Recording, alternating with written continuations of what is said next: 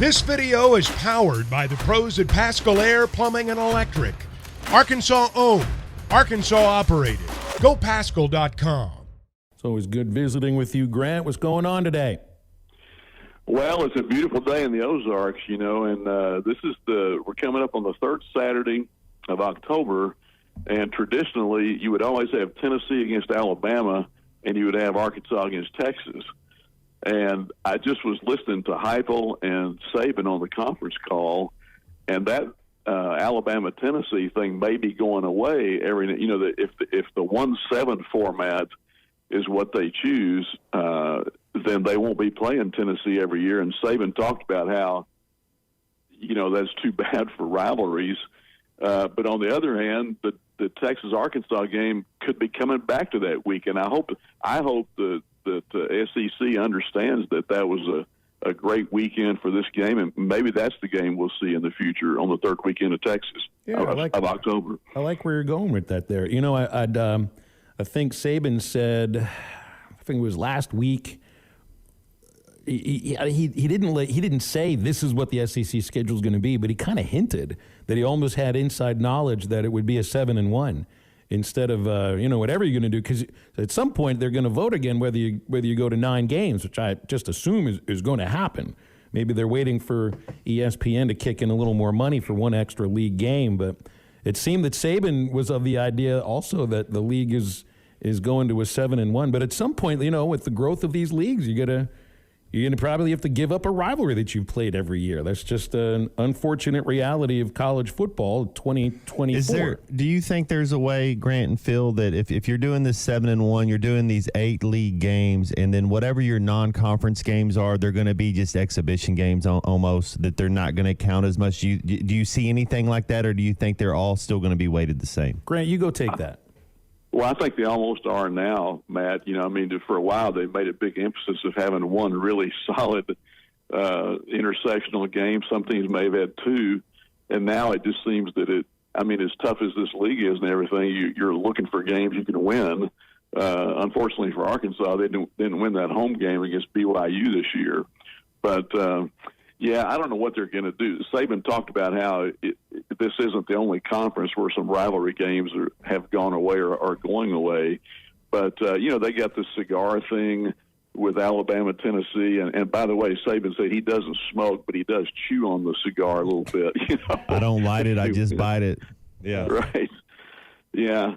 And then I listened to Sam parenthetically today also, and there were a couple of items y'all may have talked about this. It looks like Braxton is going to be back. Cam Ball is fine, he said, and he said that McLaughlin could, if he practices today, would be available on Saturday, but then later on he said that the role would be very limited. So I know that's one people have been kind of concerned about, along with Rocket Sanders, and the way he talked Monday, you don't know when he might be back. Yeah, you want McLaughlin back, but Grant, I'm kind of in the mindset that if he's not back, like if he's not ready with that concussion, you're coming up to a bye week. We need him for this final push, especially down there in Florida. Yeah, and speaking of the final push in the schedule and everything, Alabama's in the midst of 3 straight Tuscaloosa games. I don't know how they pulled that. Now, Arkansas gets that late, but they get it kind of, that might have really helped earlier in the middle part of the season if you'd had 3 straight games at Fayetteville. As it is now, you hope those things are still relevant and they still, have that chance for the bowl bid. Grant, I want to get your thoughts on who do you have in the top 4 right now? Do you think Washington's win over Oregon has elevated them to the top 4? I know there's still a lot to unfold. You got Penn State, Ohio State this week. Do you think Oklahoma beating Texas at Texas is enough to put them up there? Who is your top 4 right now? Matt, I really hadn't even thought about it. I think probably you would, if you want to give each region there. Washington could go in there. I think probably Michigan. Michigan looks like the best team right now. I'm still not convinced that Georgia is even going to be a playoff team. They've got some tough games left, and they don't have Stetson Bennett anymore. They've had. I know that, and they're tied in. Yeah. Yeah, that's a huge deal. He's out 4 to 6 weeks, and he's a big weapon for them. So I've yet to be convinced that I thought they were going to lose 3-4 games this year. It looks like that's not going to happen. But So I don't know about them. The other. Grant, I mean, look, the other I think we live in a world where routinely in the last since the playoff ever was invented, that you almost go into the season like, yeah, you very well could end up with two SEC teams in it, and they may end up playing for the championship. Alabama does not look like, at least from what we watched, as a championship team. I think there's another loss out there for Alabama. Georgia, without Bowers, I don't know who else they're going to be looking to. He's their top receiver. He's the thing that it really rotates around. I mean, they're going to have to win games defensively. I think if you look at how this works out, there is legitimately a chance that no SEC team makes the Final Four this year, which would be totally shocking.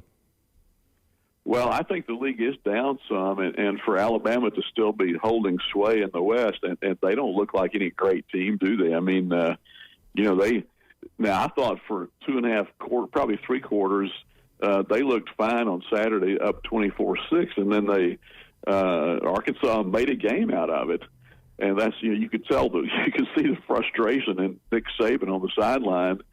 I mean, they basically invited Arkansas back into the game with that face mask penalty when they had the play stopped on 3rd down. They'd given them 5 straight 3-and-outs, and that put new life into Arkansas, and they came back and made a game of it. So some people think Georgia would beat them by 28 points. I don't know about that, but Saban is resourceful. I'll say that for him. All right, well, in this one against Mississippi State, you get a defense that Sam Pittman describes as feast or famine. And when you look at how LSU, Alabama, and South Carolina had success with the deep passing game, Alabama not necessarily, but they ran for almost 200 yards against them. Milroe had, I think, a handful of passes that went over 20 yards. It would be huge for Arkansas to approach, those sort of numbers in the passing game. Who makes the big play in the passing game for Arkansas? Because it's been Armstrong, but we've still been sort of waiting, even in the SEC games, for Armstrong to, I think, maybe have the time to run the route so that he can get open. Is Satania that guy? Do you still think guys like Tesla can be that guy? Who can be Arkansas's big play receiver in the pass game? Yeah, I still think it can be Satania. In fact, Sam said Monday, I guess he said he still thinks he can break another return, but they're playing him a little bit more. The catch he made for a touchdown Saturday should really help his confidence, and maybe they start going to him more.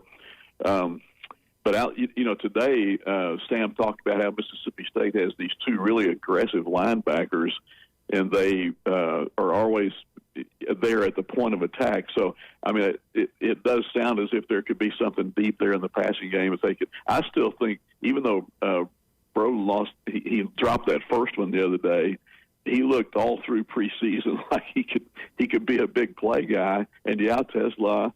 So, I mean, it's just a matter of doing it, and maybe they can have some of those plays these last 5 games. Yeah, I don't know how many drops. It's tough. You drop a couple easy ones. Hopefully, KJ still keep going to him. Hopefully, he's getting some extra work, getting on the jugs, making sure that doesn't happen again. Grant, I was looking, and Arkansas has already given up 27 sacks this season. That's a lot of sacks. How do you think this offensive line is going to match up against Mississippi State's defensive front? Well, Sam talked about moving the pocket last week a lot, and they didn't really do it that much. Did you think in the game? I like the tempo they ran a little bit, but I didn't see him move the pocket as much. You're right.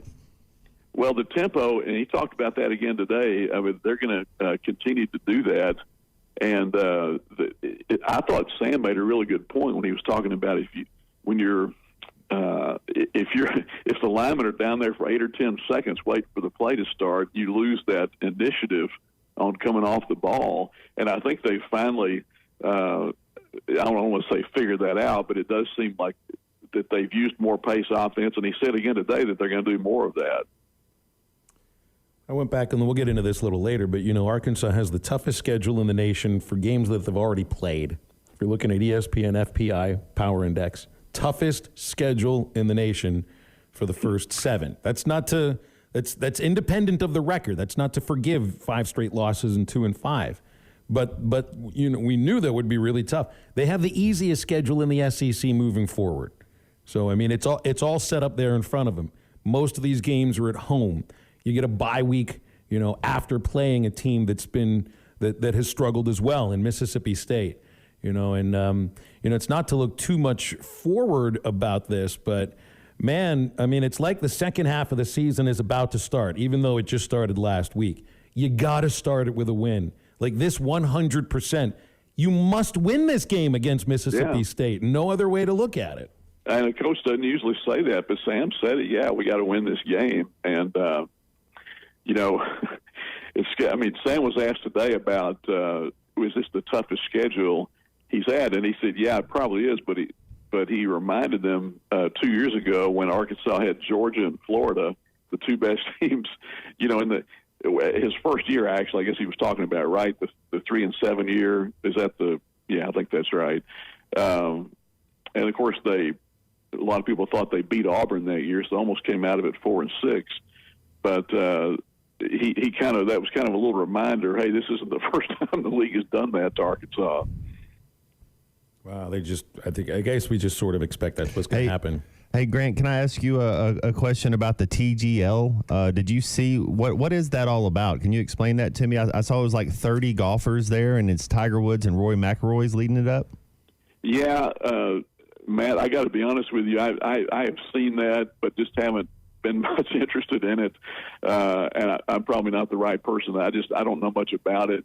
I think it's kind of an extra thing. I mean, more interesting to me is whether Tiger can come back and play again. Like I saw that his Hero tournament that he has 18 players in December, I think it is. He mentioned he listed the 17 that are playing and left one blank, and most people think that's going to be Tiger this year. So he will be back playing some. He's been, seeming like he's doing better. But I'm sorry, I can't tell you much about that thing with Roy. Does he still move the needle? Who is the number one golfer? There was a decade, maybe even 2 decades, where if Tiger was on, the casual viewer would watch it. Do we have that anymore in golf? Is Rory or John Rahm John Rahm is one of those guys? Maybe even Ricky Fowler, or do we not have one? Yeah, that's a good question. The guys that you think might have that ability, like a Fowler or a Spieth or a Thomas, haven't done quite as well recently. Scheffler, I think, is still number one, isn't there? He's been around number one this year. But he's not – I don't know. There's something about him that I don't know that he really moves the needle. If Tiger were to come back and play and be competitive again, he would certainly be the guy. I think a lot of people like Rory. He's kind of had a strange year in that he kind of got off social media, and kind of stopped carrying the ball for the tour for a while. And of course, when he wins the Ryder Cup, then U.S. People in America might get a little bit mad at him for that. Well, he felt lied to. They were lied to by their union, by their PGA people. I can understand it. Yeah.